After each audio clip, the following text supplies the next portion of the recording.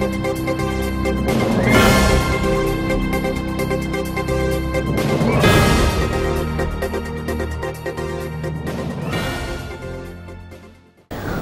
आप देख रहे हैं बिहार न्यूज। दिन भर की तमाम नई और बड़ी खबरों के साथ मैं सोनम राज। इस वक्त की बुलेटिन में आपके साथ खबरों में आगे बढ़ने से पहले आइए नजर डालते हैं आज के हेडलाइंस पर। भाजपा के वरिष्ठ नेता सुशील कुमार मोदी ने लालू परिवार पर लगाया आरोप। कहा कि एक अनजान शख्स ललन चौधरी ने पूर्व मुख्यमंत्री राबड़ी देवी को 31 लाख की जमीन दान में कैसे कर दी, इसकी जांच होनी चाहिए। हम पार्टी के प्रदेश अध्यक्ष और पूर्व प्रदेश शिक्षा मंत्री विशन पटेल ने कहा है कि प्रदेश में गिरती शिक्षा व्यवस्था के लिए जिम्मेदार है राज्य सरकार। इंटर परीक्षा फल में गड़बड़ी के खिलाफ और मुफ्त पूर्ण मूल्यांकन की मांग को लेकर ऑल इंडिया स्टूडेंट फेडरेशन ने राजधानी पटना में निकाला मुख्यमंत्री आवास मार्च। केंद्रीय राज्य मंत्री उपेंद्र कुशवाहा ने कहा है कि राज्य सरकार के रवैये के कारण हजारों नौजवान छात्रों का भविष्य अधर में लटक गया है। और राज्य वाणिज्य कर विभाग की ओर से पटना में वस्तु और सेवा कर पर 1 दिवसीय प्रशिक्षण कार्यशाला का किया गया आयोजन।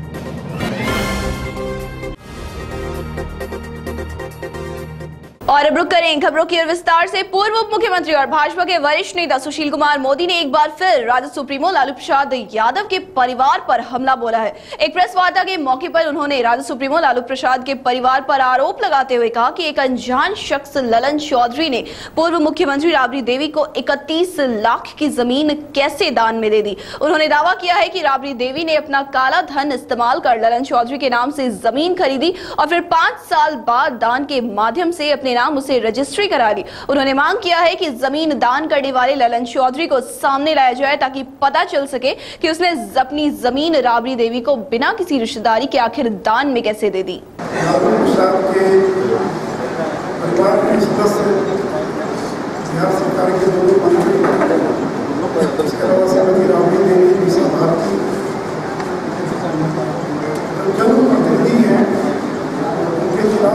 लगातार खुलासा कर रहे हैं और पता नहीं बिहार में कितने लोगों ने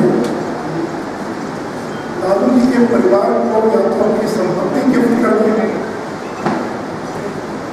या कौड़ी के भाव में होने पर अपनी जमीन बेच दी।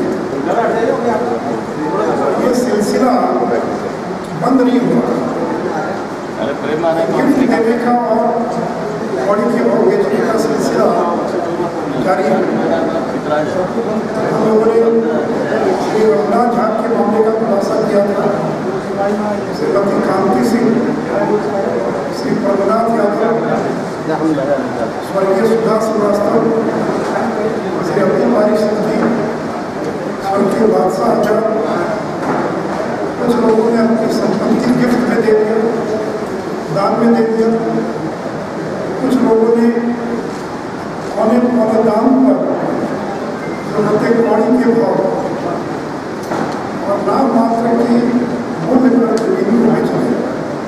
लगभग 4 लाख रुपये उन्होंने खरीदा। 3,97,000 में 30 मार्च 2009 को ये जमीन खरीदी गई। तो आखिर उसने जमीन खरीदा क्यों?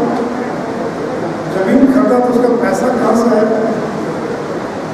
ये पेमेंट चेक से नहीं हुआ है, पेमेंट हुआ कि नहीं हुआ, नगद हुआ कि क्या चीज से हुआ, पैसा आया कहाँ से, ये व्यक्ति कौन है? तो 4 लाख रुपये में श्री ललन चौधरी 30 मार्च 2009 को एक जमीन खरीदने पकड़ हुआ। इसको 5 साल के बाद वो दान में दे देते हैं श्रीमती राबड़ी देवी। और अभी तक 5 साल में किसी जमीन की कीमत 10 गुना नहीं बढ़ी। बिहार में लोग जमीन से हर जगह की जमीन जानते हैं, लेकिन ये 3,97,000 में लगभग 4 लाख की जमीन और इसको गिफ्ट किया गया। कितने में गिफ्ट का जो जमीन की कीमत उसमें लगभग 31 लाख, लगभग 8 गुना ज़्यादा मूल्य की जमीन को और उन्हें गिफ्ट भी दे दी। हिंदुस्तानी आवाम मोर्चा सेकुलर के प्रदेश अध्यक्ष और पूर्व शिक्षा मंत्री विशन पटेल ने एक प्रेस कॉन्फ्रेंस के मौके पर मंगलवार को कहा कि बिहार की गिरती शिक्षा व्यवस्था के लिए राज्य सरकार पूरी तरह से दोषी है और नैतिकता के आधार पर शिक्षा मंत्री अशोक चौधरी जल्द से जल्द अपना इस्तीफा दे दे। उन्होंने राज्य सरकार से मांग की है कि छात्रों से किसी प्रकार का शुल्क लिए बगैर पूर्ण मूल्यांकन कराया जाए और दोषी लोगों पर उचित से उचित और सख्त कार्रवाई की जाए।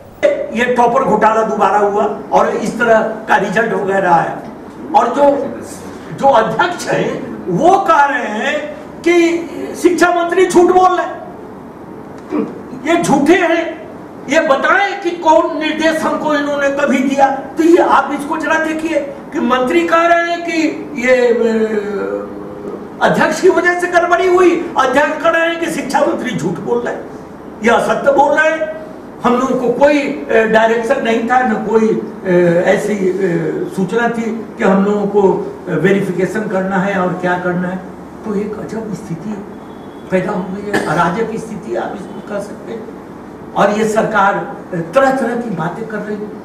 तो मैं तो मांग करता हूँ कि जो मूल्यांकन में जो गड़बड़ी हुई और जो 8 लाख बच्चे पुनर्मूल्यांकन की मांग कर रहे हैं, 1 महीना समय देके और सब कॉपियों की जांच करा देनी चाहिए थी सरकार।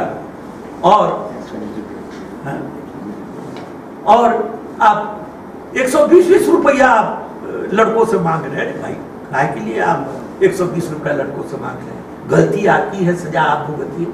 आप फ्री ऑफ कॉस्ट जितने बच्चे अपीयर हुए 1 महीने का समय देके आप फिर से उन बच्चों का कॉपी की आप जांच करा लीजिए और भविष्य में ऐसी बात न हो उसके लिए शिक्षकों का वेतन आप सही कीजिए, पर्याप्त शिक्षक अपॉइंट किए जाएं। उधर युवा लोक समता पार्टी द्वारा गर्दनीबाग स्थित धरना स्थल पर आयोजित 24 घंटे की सांकेतिक भूख हड़ताल का समापन मंगलवार को केंद्रीय राज्य मंत्री उपेंद्र कुशवाहा ने छात्रों को जूस पिलवाकर किया। इस मौके पर पत्रकारों से बातचीत के दौरान उपेंद्र कुशवाहा ने गिरती शिक्षा व्यवस्था पर कहा कि छात्र न्याय को लेकर सड़क पर उतर रहे हैं और राज्य सरकार उन पर लाठियां बरसा रही है। उन्होंने राज्य सरकार से मांग की है कि फेल छात्रों की कॉपी की पुनः जाँच कराई जाए। सरकार के रवैया के कारण बिहार के नौजवानों का, छात्रों का भविष्य बर्बाद हो रहा है, उनका जीवन समाप्त हो रहा है।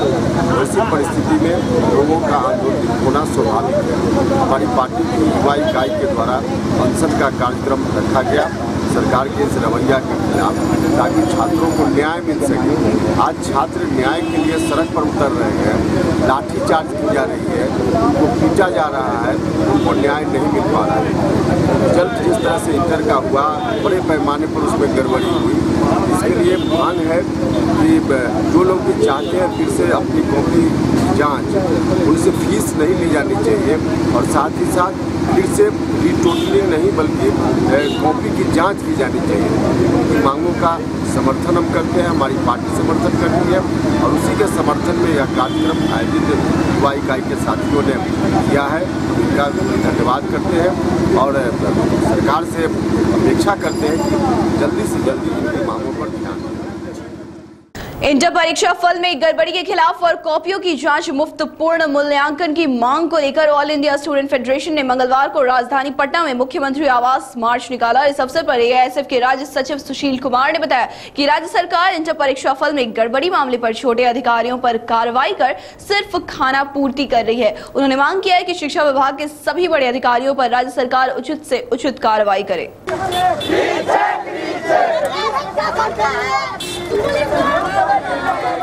पुनर्मूल्यांकन के अलावे आपके जो दो अन्य मांगे हैं, कंपार्टमेंटल का मसला 3 विषय में कराने का या बिना पैसे का स्क्रूटनी कराने का, उन लोगों ने आश्वस्त किया है उस वादे को पूरा करें, लेकिन पुनर्मूल्यांकन तो हम हर हालत में लेंगे।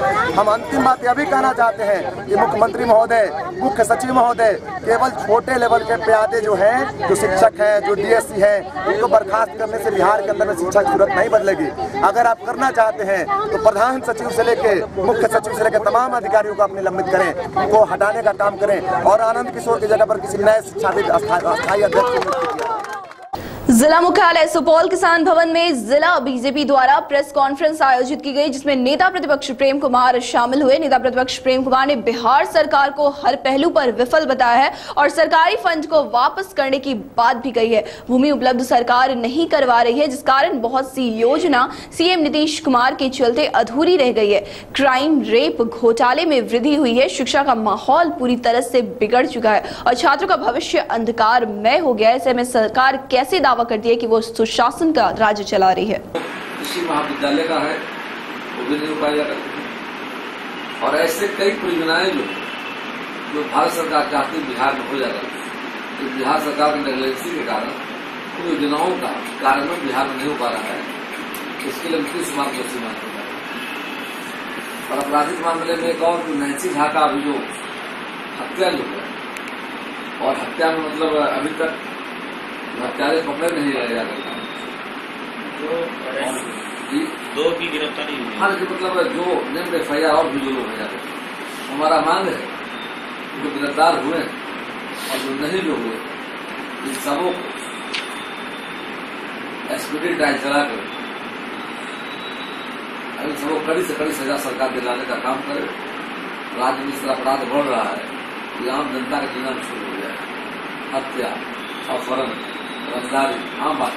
राज्य वाणिज्य कर विभाग की ओर से मंगलवार को राजधानी पटना में वस्तु और सेवा कर पर एक दिवसीय प्रशिक्षण कार्यशाला का आयोजन किया गया। कार्यशाला में वाणिज्य कर अधिकारी, लेखापाल और बिल्डरों ने भाग लिया। इस अवसर पर सहायक वाणिज्य कर आयुक्त वीरेंद्र कुमार सिंह ने बताया कि कार्यशाला का उद्देश्य करदाताओं और संबंधित अधिकारियों को GST के प्रावधानों से अवगत कराना है।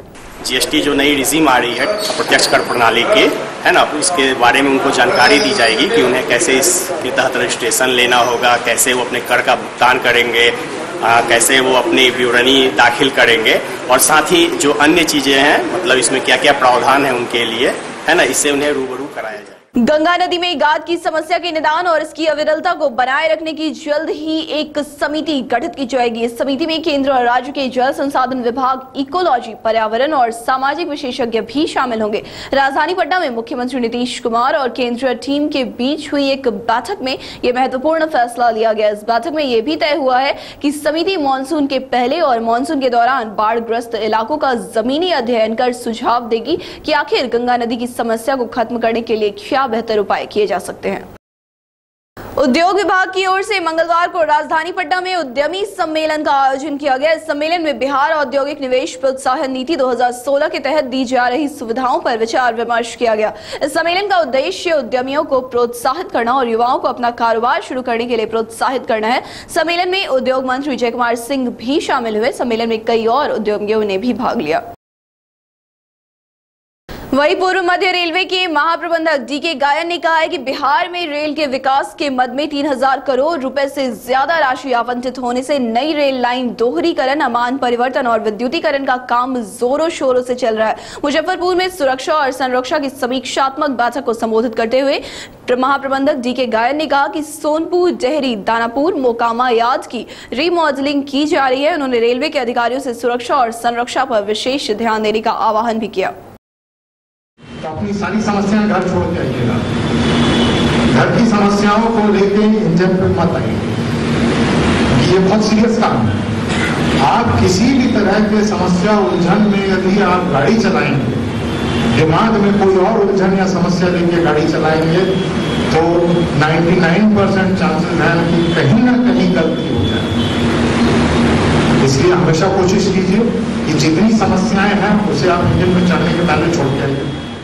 बेगूसराय जिले के चौहारी थाना अंतर्गत सोमवार की देर रात पंचायत सचिव अशोक कुमार उर्फ उमेश शर्मा की हत्या कर दी गई। मृतक उमेश शर्मा गढ़पुरा प्रखंड के कुम्हारसो पंचायत में सचिव के पद पर कार्यरत थे। वो ड्यूटी से अपने घर वापस लौट रहे थे कि 55 वर्षीय अशोक खोदावंदपुर प्रखंड के बरियारपुर पश्चिमी गांव के निवासी हैं और परिजनों का कहना है कि अशोक गढ़पुरा से ड्यूटी कर अपने घर बरियारपुर लौट रहे थे। किसी वक्त कुछ लोगों ने गढ़पुरा खोदावंदपुर मुख्य मार्ग के समीप सुनसान जगह देखकर उन्हें घेर लिया और मारपीट करने लगे, जिसके बाद वो बुरी तरह से जख्मी हो गए और अस्पताल ले जाने के दौरान उनकी मृत्यु हो गई। वहीं पुलिस इसे सड़क दुर्घटना बता रही है। फिलहाल पोस्टमार्टम के बाद ही इसका खुलासा हो पाएगा कि ये सड़क दुर्घटना है या फिर हत्या।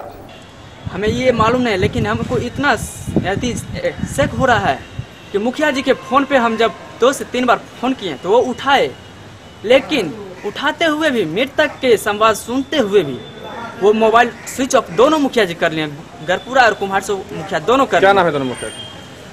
कुम्हारसो का सौरभ मुखिया नाम है और गरपुरा का बिट्टू नाम है, जो नवयुवक ही दोनों है।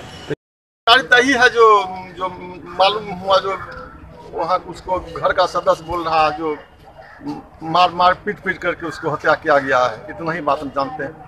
बात मोतिहारी के रक्सौल से गिरफ्तार जाली नोट के धंधेबाज फरमुल्ला को एनआईए ने रक्सौल एसडीजीएम कोर्ट में पेश किया गया। इसके पूर्व आर्थिक अपराध इकाई की टीम ने कई घंटों तक फरमुल्ला से पूछताछ की। पूछताछ के दौरान फरमुल्ला ने कई जानकारियां जांच एजेंसी को दी, लेकिन रक्सौल एसडीजीएम ने फरमुल्ला को 4 दिन के रिमांड पर एनआईए को सौंप दिया है। एनआईए की ओर से फरमुल्ला को आगे की पूछताछ के लिए राजधानी पटना से दिल्ली ले जाया गया। इधर सूत्रों से मिली जानकारी के अनुसार प्राथमिक पूछताछ में फरमुल्ला ने अपने 2 साथियों अताउर अंसारी और अली रहमान का नाम बताया है, जो भारतीय जाली नोट के धंधे से जुड़े हुए। हालांकि सूत्रों की माने तो आईएसआई एजेंट फरमुल्ला को सऊदी में बैठे शेख शफी ही फंडिंग करता था, जो कानपुर रेल हादसे का भी फंडिंग मास्टर बताया जाता था। इस वक्त की बुलेटिन में सिर्फ इतना ही। मुझे और मेरी टीम को दे इजाजत। नमस्कार।